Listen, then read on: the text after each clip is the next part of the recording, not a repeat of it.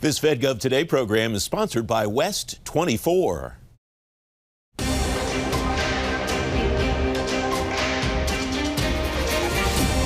On this edition of FedGov Today with Francis Rose, the data behind the decision-making at Immigration and Customs Enforcement, the collaboration conundrum for the Pentagon, and the cyber measurement opportunity for every agency. Welcome to FedGov Today with Francis Rose. Immigration and Customs Enforcement's building on two key documents for its own data modernization strategy. The foundation for that strategy is OMB's Federal Data Strategy and the Evidence-Based Data Strategy from the Department of Homeland Security. Patrick Lechleitner is Deputy Director and Senior Official performing the duties of the Director at ICE. PJ, welcome. Thanks for coming on the program. I read from the Fiscal 23 annual report from ICE that over the past 3 years, there's been a significant evolution in technology and how users interact with data. How has that manifested itself at ICE and the way that you use data? Yeah, thank you, Francis. Yeah, it certainly has been. So there's been a huge evolution in how we utilize data, and you could think, you know, GHP is just one example of it, and artificial intelligence and the large language models. But it affects everything in the enterprise for ICE. So ICE has Homeland Security investigations, which is the criminal investigative side. It has enforcement and removal operations, civil immigration. We also have, the largest cadre of lawyers outside of DOJ. Technology and how that affects everything permeates the enterprise. So, for an example, from HSI, what do we do with all the case data? What do we do with? We used to say, I'm dating myself here, the cutting room floor. Yeah. Well, nowadays it's like the petabytes of information. How do we tease that out and determine what's important, what's not, so we can be very efficient in prosecuting our investigations? Turn it on its head with the civil immigration side of the house. How can we be more efficient in that civil immigration enterprise? How can we use the data to help oversee our large docket of immigrants? How can we help in the removal side of the house and be transparent to the American public? It affects everything we do, and it's only something we need more and more help with. And it sounds like, too, one of the important issues that you're working on is how that data can move between and among the other components of the Department of Homeland Security and other federal agencies, too. Is that fair to say? It is totally fair to say. So within ICE, because ICE has a couple of different major components, but the department has many major components. And how do we have enhance that cohesion with data? So it's not an easy solution. But it benefits all the department, and it benefits the interagency too, when we are able to transfer that information in a more efficient way so that we all have more ability. With the publication of that data modernization strategy within ICE for fiscal 23, how does that manifest itself for fiscal 24? What are the blocks that you expect to build on in the coming year, in the current fiscal year? So for fiscal 24, we're currently just hot off the presses coming out with the fiscal 24 priorities. Some of those main priorities are still the data. How do we keep that data flowing? How do we keep the transparency going? It goes from everything from the ICE portal, where we can have the immigrants and their families kind of have transparency into the system and make it easier for them, to all of our artificial intelligence enterprise on the case data, and how do we integrate that with our partners within the department. So we're actively reaching and trying to come up with solutions for that, and our goal is for 2 main successes this year in artificial intelligence, and I'm sure we're going to have it at the pace that this is growing. One of the areas where you're using data across the enterprise, I quote again from the 23 annual report, to improve ICE cost analysis, OCFO's Office of Data Analytics developed an enhanced Southwest border rapid cost model for the detention bed rate and continuing transportation and other items. Is that one way that you're trying to use data in more of a back office function than a lot of the things you talked about were tip of the spear type? Yeah, no, absolutely, because listen, everything comes down to resourcing, and resourcing in a dynamic border environment is incredibly difficult.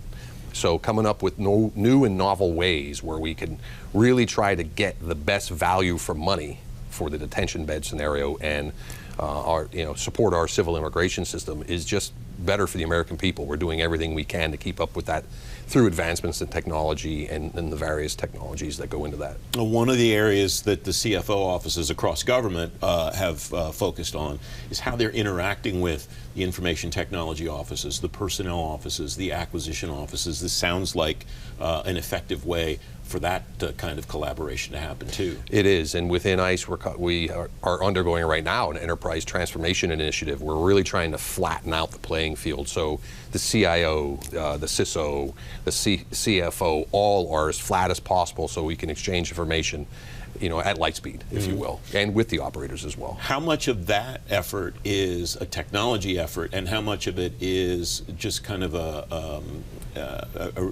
restructuring of the org chart?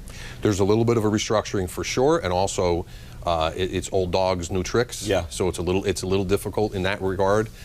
People are willing. It's just about, you know, when you do something the same way for long enough, you become habituated to it. And then you have to throw in there, we need new technology, we need new data sets, we need that capability.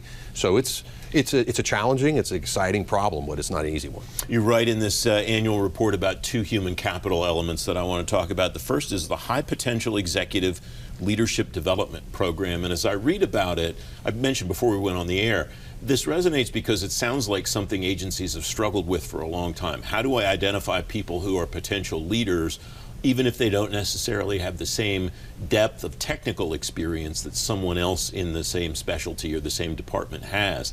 Is that what you're getting at here, is how do we identify people who may be good leaders above and beyond the skill sets that they have? No, absolutely. We often, and historically, and this is human society, we end up promoting people who are incredibly gifted at and talented in a certain way without taking into account their leadership qualities, their soft skills, their, you know, the empathy, and you name these, you rattle them off. So what we're trying to do is work with some senior GS levels, 14s and 15s, really kind of identify and seeing who we don't know, just seeing how we can objectively identify some skill sets. And you're right, this is a very thorny topic, just from the standpoint, it's difficult to do. How do you do this? It's very subjective from the standpoint of everyone is so different. But, you know, we're coming at this in a fresh way. We're trying it, you know, to get as many people into the pipeline as possible, and we're modifying it as we go forward. So we've seen it's a difficult problem, but the rewards are there because we have to develop good leaders. We have to develop them earlier and deepen the bench, because, you know, people don't stay in these jobs forever. They move around, and we have to make sure there's enough people there to support the mission. How will you judge that a program like that works well, or that there are changes to it that you would like to make? So we're looking at it from you know, what's the input from how many folks are looking to come in, and we're also doing, you know, some surveys saying, okay, what's the thought of this as they go through it, as they're exiting it, and also what's the promotion potential of these folks. So they're going through that program. Are they being promoted, and how do we tease that out? Like, okay, is it really identifying the right folks to get promoted and tracking that data going forward? So that's some of the ways we're looking at tracking it. Another nut that agencies have tried to crack in the personnel realm is onboarding, and you're doing that through a new employee orientation and onboarding program. What does that look like, and what are you trying to do differently there maybe than that you've done in the past at ICE? We're trying to put some personal touch to the onboarding process. It's not just come in, get your PIV card, here's your access, and, you know, a few people get to know, right? Well, now it's like more of an intentional, we're being intentional with the mentoring, identifying someone to really help them, kind of a buddy, and help them and really get acclimated into the system, explain things, and really kind of build that, you know, esprit de corps a bit, you know, just right from the get-go, and make sure that people are onboarded the right way, where they get as much support as they need so they feel like they're invested in the organization. What goals have you set regarding personnel, either those programs or others, for fiscal 24? Yeah, we're looking to see, okay, how many people, what's the retention rate on some of these folks? So it's data. If it's not data, it's worthless. What kind of data specifically will you look at in those areas? We're going to look at retention rate. We're going to look at, you know, again, FIVIS data or the survey data, and, you know, what are our objective supervisors saying about how this program is working, and we're you know, laying out objective methodologies so that we can try and determine it. So it's a little bit of a squishy science at some point, because it's onboarding. It's like, what does that look like, other than just, hey, they didn't quit? but how long are they staying? And are they, you know, are their scores at least maintaining, or are they growing? PJ, it's great to have you on the program. Thanks for joining me today. Thank you, Francis. I appreciate it. You can find a link to ICE's fiscal year 23 annual report on today's show page at fedgovtoday.com. Up next, the collaboration conundrum for the Pentagon. FedGov Today with Francis Rose continues in a moment.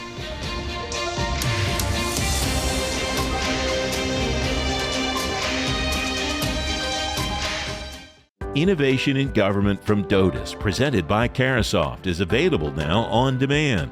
This program showcases the intersection of technology and government, with insights from government and industry leaders on topics like AI, modernization efforts, secure data movement, and quantum computing. You'll learn from leaders from NGA, DIA, SOCOM, and lots more. To learn more and watch the show, visit innovationingov.com. Welcome back. The Pentagon's changed the name of one of its most high-profile initiatives. It's added the word combine to the title of the Joint All-Domain Command and Control Program. Col Michael Black, U.S. Air Force, retired as Vice President for Defense at AFCEA International. He's former commander of the White House Communications Agency. Colonel, welcome. It's great to see you. Thanks for coming on the program. What do people usually get right, and what do people usually get wrong about exchanging information in the way that DOD will have to with among itself, with allies and partners, as in something like JADC2? Well, first, thanks for having me on here. What we get right, we were getting a lot better about understanding the need to have a common operating picture and sharing information so that a person at point A or point B or point C can see the same thing as a person at another point. First, we did joint command and control, so all services could talk to each other and see things. But the way we prosecute war today is with our allies, and so you have that combined picture. And you mentioned the C, the combined in front of JADC2.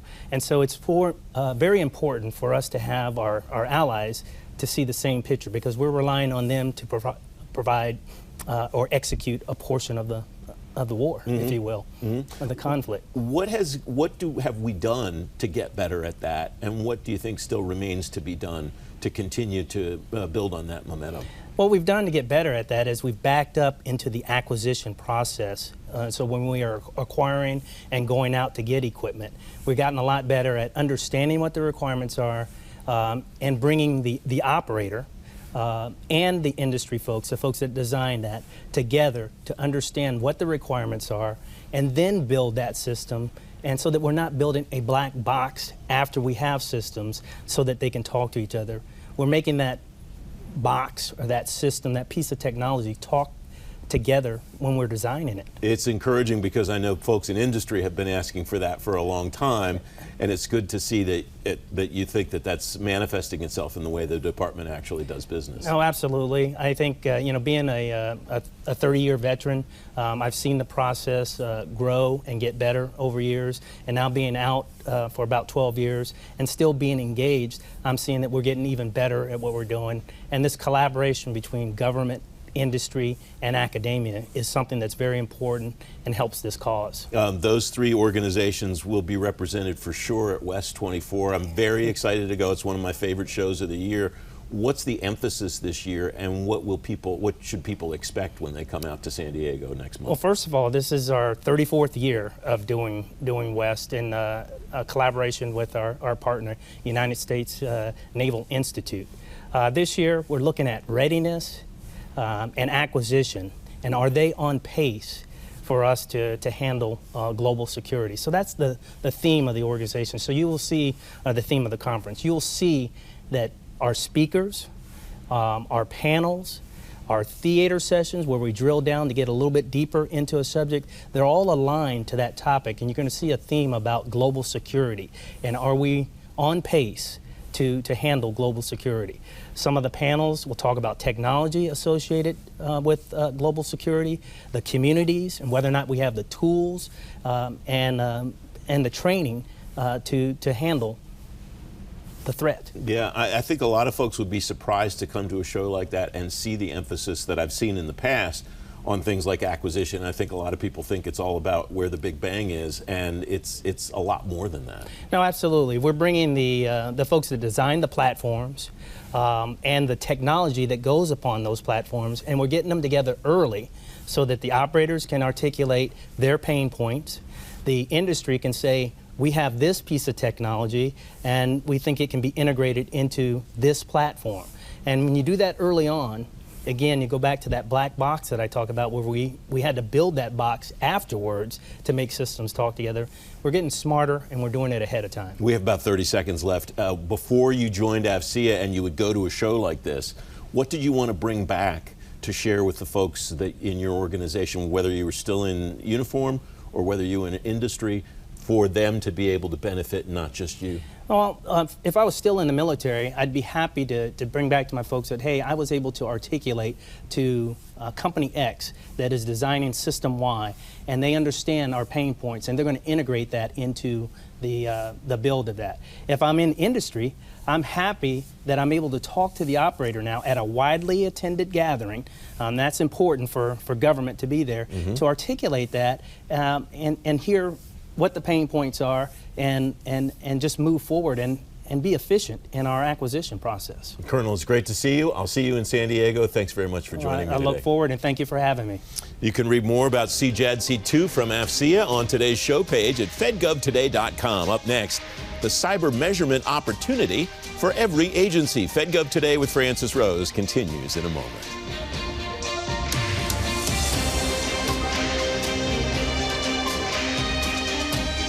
Here's Michael St. Cross from Beyond Trust on Innovation in Government at DODIS, brought to you by Carasoft.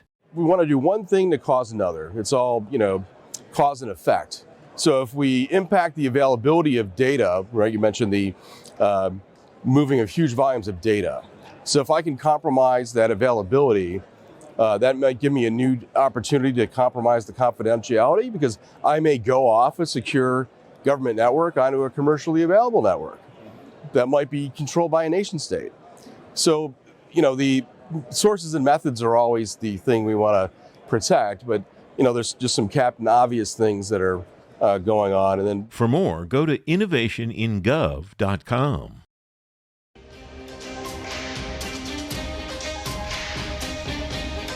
Welcome back. The latest round of information security audits across civilian agencies shows those agencies are still struggling to meet the requirements of the Federal Information Security Management Act. Inspectors General from about 2/3 of those agencies find their department's FISMA implementation ineffective. Jennifer Franks is Director of Information Technology and Cybersecurity at the Government Accountability Office. Jennifer, welcome. It's great to talk to you. Thanks for coming on the show.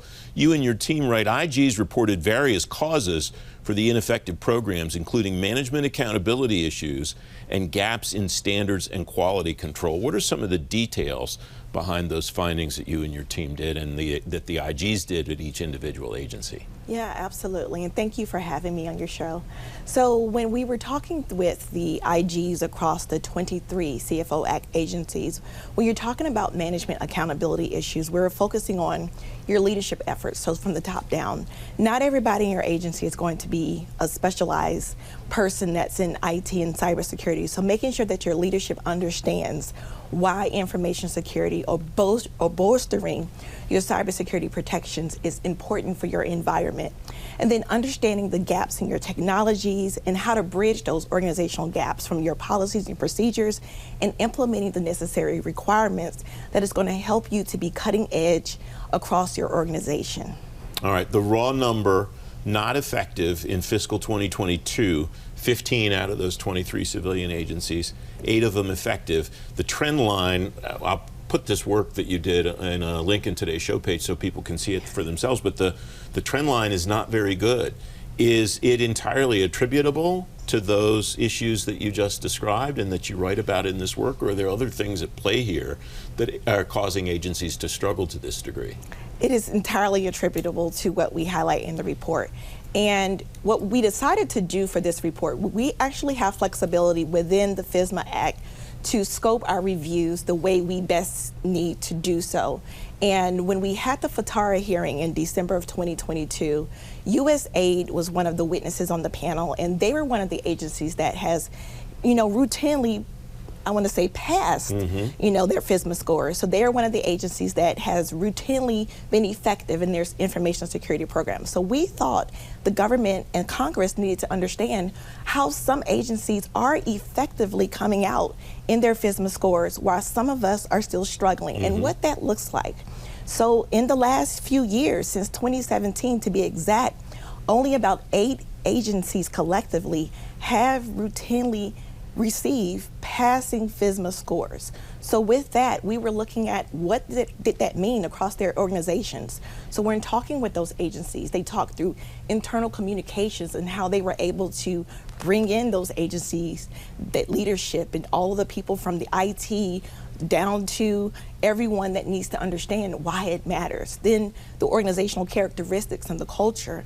And even from there, agency mission size and complexity came into play, the workforce challenges came into play, policies and procedures, roles and responsibilities, all those things were really inherently helpful for them to help them to have effective programs. All right, one of the things you said out loud is something that agencies have been saying, CIOs have been telling me this for the entire time I've been in this space, almost 20 years.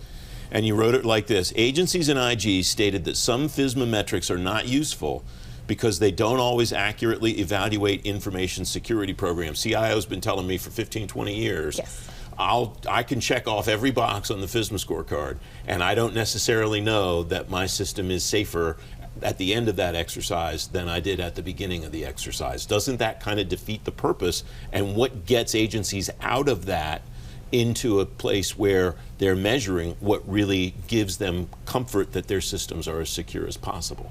Absolutely. So what this review does highlight is that we did discuss their metrics with the 24 CFO agencies, Office of Chief Information Officers, as well as the IGs. And we had varying responses from both sets of offices. And many of them agree that the Modernization Act of 2014, where we're highlighting FISMA, looking at the implementation of your developing information security programs, tends to be more on compliance. So you're looking at policies, procedures, and standards across your organization, but it's not really assessing how you've bolstered, how you've improved, enhanced being able to respond to the various cybersecurity vulnerabilities that are impacting us from around the globe.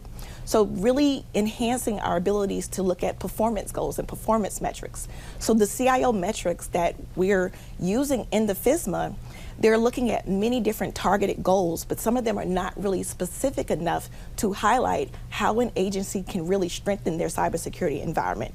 We're not looking at IT and cyber workforce challenges and how it's really difficult for federal agencies to recruit and retain the knowledgeable skills that is going to help us to do those performance metrics. We're also not looking at the risk-based approach to cybersecurity that is really going to help us to fulfill those cybersecurity components that is going to help us to be stronger in our efforts. All right, you write in this work, GAO is making 2 recommendations for OMB to collaborate with its partners to enhance FISMA metrics that can lead to more effective programs and performance. How much latitude does OMB have, and how much latitude do the agencies have to do that, and how much of that, because of the way that the last FISMA Modernization Act was written, depends on more action from Congress to give OMB or give the agencies that latitude to make those changes? That's a good question. So OMB has a lot of latitude, to be honest, and our report does indicate that OMB did not agree nor disagree with our recommendations, which we really were not surprised about. But we encourage OMB to work with their partners, so DHS and even SIGI, to look at the fundamental causes as to why agencies are having a difficult time in being ineffective in their FISMA implementation programs, and looking at those causes for management accountability and the gaps in quality controls, or even working with their partners to look at the performance goals and how it can really help to strengthen their security baselines for their organizations. I want to go back to SIGI. You mentioned them as an organization, Council of Inspectors General for Integrity and Efficiency, and how much of the work that you saw Inspectors General do reflected just compliance on their parts? We're making sure in this audit that the agency did what it's supposed to do or didn't, and how much of the work that the Inspectors General turned out reflected some of the issues that we've talked about here? We see this agency is having a hard time with this or that thing. Oh, The majority of it is an independent assessment. So when you go back to the Modernization Act itself, FISMA has statutory requirements for an independent assessor or an IG and even GAO to come in and do these assessments. The IG's offices for these various organizations has to do it annually. So the IGs are giving us their annual year after year assessment as to what is happening at these various organizations. So they're seeing it in real time. And they're not just giving you a positive, negative, or neutral. They're not just giving the agencies positive, negative, or neutral. They're telling the agencies, they're telling you and anyone else what the why is behind them, it sounds like. Is that fair to say? That is fair to say. And then, so what do you take away from that?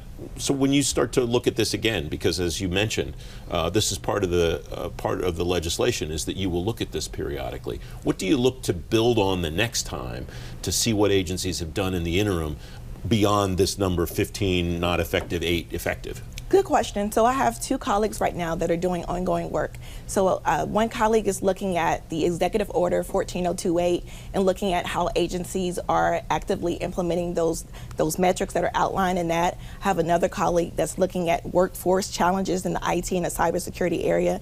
And then we're going to start new work as well in another issue area that's highlighting the continuous diagnostic and mitigation program. So it kind of gives us the latitude of looking at all types of areas on an ongoing basis across the federal agencies to really kind of stretch to see how they're ongoing and implementing all of these different strategies to really to become stronger rather, and implement all these efforts across the different institutions. Jennifer Franks, it's great to have you on the program. Thanks for your time today. And thanks for having me.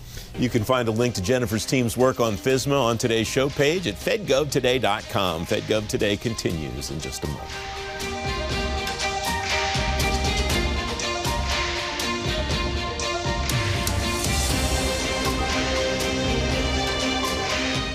Innovation in Government from DODIS, presented by Carasoft, is available now on demand.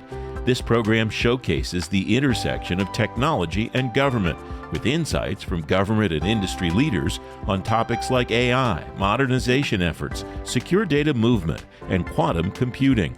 You'll learn from leaders from NGA, DIA, SOCOM, and lots more. To learn more and watch the show, visit innovationingov.com.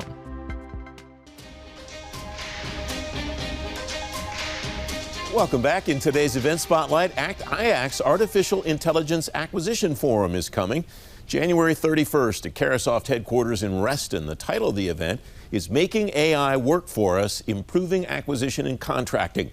Speakers from OMB, DHS, the IRS, and lots more agencies will be there. To see the full guest list, read more, and register, go to fedgovtoday.com/events. FedGov Today TV returns next Sunday morning at 10:30 with the Chief Transformation Officer at the IRS, David Pedrino, and Dan Pomeroy of GSA. I'm Francis Rose. I'll see you next Sunday. Thanks for watching. Have a great week.